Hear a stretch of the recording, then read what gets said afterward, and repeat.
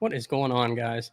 Hope everybody's doing well. Matty Ice here again with you with another edition of Football with Flags. And today we've got another pathway for you in terms of each team. And this time we're going to cover Group B. So we've got Wales, Iran, the United States, and England. And we're going to give a little insight on each team and what we feel like these teams need to do in order to get from this group stage and into the knockout, into that round of 16. So let's go ahead and kick it right off with the top team in this group.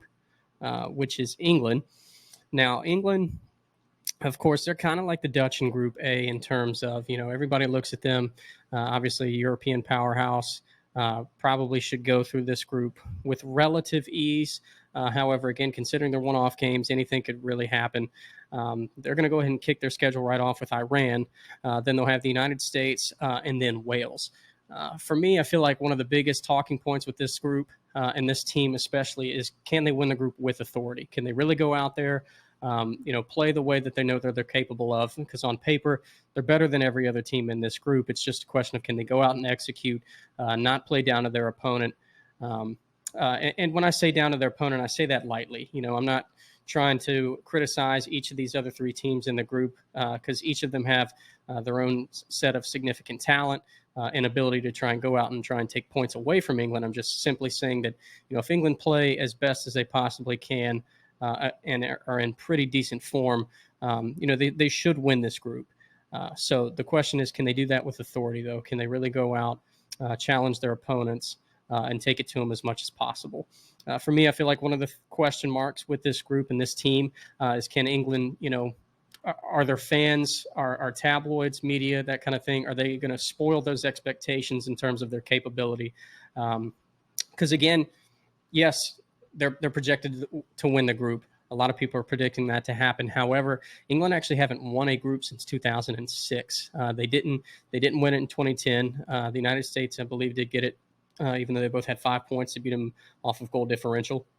In 2014, they didn't even make it out of the group, and then Belgium outlasted them in the group in 2018. So it's been since 2006 since England actually has won a group, and this considerably, when you look at it in terms of the world rankings, this is probably considered the toughest group. I don't know if I would consider it maybe the group of death, but again, Iran, USA, and Wales are no teams to take lightly, regardless of the fact if England should win all three of these games or not. However, they are in a much similar position to kind of with the Dutch in terms of, if they don't collect 9 points out of this group, I feel like many people will be disappointed. And they really do feel like they need to do that in order to just kind of establish their confidence and momentum in terms of going forward. Considering, again, England's going to be facing the second place team coming out of Group A if they do win the group, which for most would probably either be Senegal or Ecuador. So again, a lot on the line for England, even though they do feel like they're pretty comfortable, where they're at and what they can do with this group, but still got to go out and execute, got to go out and find these points, play, to the level that they're capable of. And, we'll go from there in terms of what we will find from this English side. Now, moving on, Iran. Of course, again, their schedule, they've got England, then Wales, then the United States. For us, I really do feel like their attacking opportunities are going to be limited. This Iran team, they played incredibly well in 2018. Again, they were in a group with Morocco, Spain, and Portugal, so it was always going to be an uphill battle in terms of trying to get out of the group. But nevertheless, they did put up a heck of a fight. Really defended well, had some great saves, had a few really good attacking opportunities as well in that competition. But again, that I think is one of the key focal points in terms of this team, and a concern that they're going to have is, can they create even more opportunities than the small amount that they did in 2018? And I do feel like that they are going to be able to create more opportunities. It's just a question of how quality are those chances going to be.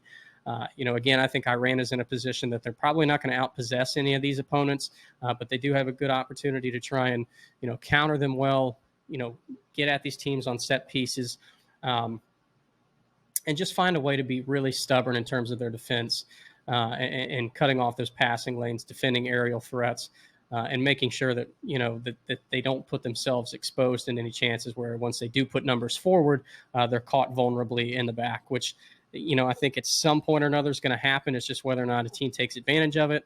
But again, I think this Iran team really going to have to take care of their opportunities when they do attack and they get forward, and just take care of the ball in the final third when they're looking to attack. 4 points, honestly, for me, I feel like could be what help gets them out of the group. I don't think they'll pick up any points against England. I do feel like they might be able to pick up a point or 3 against Wales, and then vice versa with the United States. I feel like if they are able to collect 4 points or more somehow, it's going to come from those 2 final games. But for me, I do feel like their biggest game isn't against the United States. It's against Wales. And the reason I say that is the fact that they are getting what you would consider their toughest game out of the group over with first. However, if you don't score any points against Wales, you've gone 0-2, no points, and you're looking at playing a United States team that, regardless how old these guys were, or if some of them were even born yet, are coming off, playing with a bit of a chip on their shoulder in terms of their country when Iran was able to defeat the U.S. in the World Cup in '98. So, nevertheless, there's not too many chances or too many opportunities that happen where you lose your first 2 group stage games and you still have a shot going into that final game to advance. So again, it's going to have to be one of those situations that if that does happen, they're only going to be able to make it through with 3 points and have goal differential and other tiebreakers be on their side, which is incredibly difficult to happen, especially when you're going into that final game with absolutely 0 points and probably, maybe a significant goal differential in terms of negative wise. So it's going to be very tough, but I do feel like Wales is their most important game and one that they're really going to have to take advantage of if they want to get some points and feel comfortable going up against the United States. Now, moving on, getting away from Iran and now to the U.S., a team that, again, finally qualified. Remember, they missed out in 2018, haven't played since 2014. So this is a team that, with a lot of inexperience. But again, they finally figured out back in June that they're going to be playing Wales to start off this group. Then they've got England and then Iran.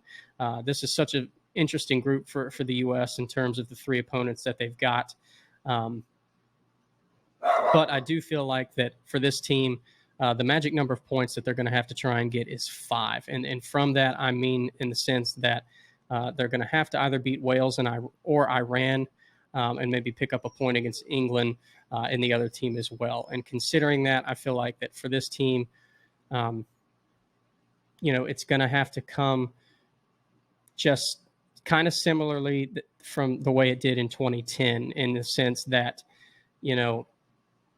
it's going to be very difficult for them considering their young age, but that, if they can put a few goals together here and there, defend really, really well, that they could create some really good opportunities for them going forward. The one thing that I feel like is very intriguing about this team, though, is that they could be having 3 totally different game plans going up against these teams. And what I mean by that is I feel like that game against Wales is going to be played straight up, that it's going to be pretty much just a head-to-head matchup between these 2 teams in terms of going at each other. I do feel like England's going to be able to outpossess them and create more quality chances, which means the U.S. are going to have to counter more, which relatively means that's probably going to bode well for them because the U.S. like to counter and like to get numbers forward. But at the same time, then coming up with Iran, I do feel like they'll have more of the possession in that game. But Iran, again, is so difficult to score against, and that's what I think is going to make or break whether Iran get out of the group. So it's going to be difficult for the U.S. potentially to play a team with Iran that are sitting a lot of numbers in behind in the box, and very difficult to try and penetrate through passing lines or crosses and other things as such. So 3 very different potential game plans out of those 3 games, but it's really going to come down, I think, just to consistent performance and learning quickly and being able to adapt. Especially again, we considering the youth of this team. Their inexperience, but even though they're hungry, they've still got 3 very difficult opponents ahead of them. They're going to just have to try and make the most out of it and learn as quick as possible. And last but not least, we've got Wales, who finally just officially joined this group, getting rid of Ukraine and Scotland in that European playoff. They're going to kick off their campaign with the U.S., then go to Iran, and then England. 6 points, in my opinion, is going to do it for them. Certainly, even though we talked about the U.S. with 5, Wales could certainly do it with 5 also, or even potentially 4 in some very strange outcome. But I do feel like with this Welsh team has a good possibility of picking up 6 points. They could beat the U.S., they could beat Iran, and if that's the case, they go into playing England possibly with both 6 points and a shot to win the group, which would be huge, especially if they go into that game with a better goal differential than the British side. So that's a very good possibility for Wales. But again, we'll see what happens.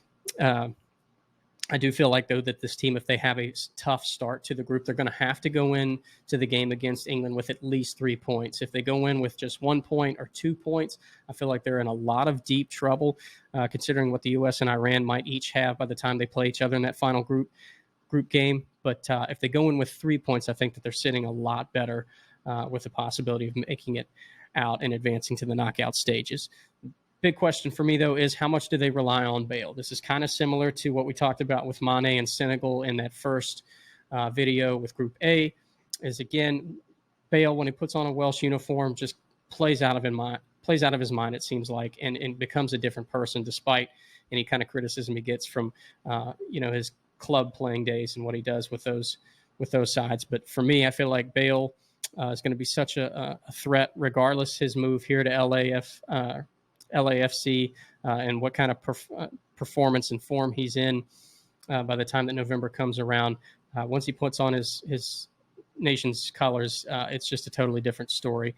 We have been able to see this team rise and have some guys have some quality chances and score some great goals. So I do feel like they're maybe a little bit better off than Senegal in terms of some of the support and attacking presence as well with him. It's just a matter of hopefully they don't rely too much on set pieces or just individual brilliance from Gareth in terms of trying to be able to make something happen, especially in late game situations, and that some other guys are able to step up around and help him as well. But we shall see. This is such an intriguing group, and even though again England are the favorite, I feel like it's pretty wide open in terms of who could potentially get that second place spot. I think all three teams have a good solid chance. I think the U.S. and Wales have a bit better chance than Iran, but again, the door is certainly still open, and anything could happen. In our early predictions, we did have England and the U.S. going through, if you haven't already seen that. But again, that doesn't mean that's not subject to potentially change going down the road, especially considering how this international break goes once September rolls around, right before the tournament. So we will see from there. But until the meantime, guys, really appreciate you joining us. Hit that like and subscribe button if you would, please. And until next time for Group C, we'll see you guys shortly, okay? Peace out.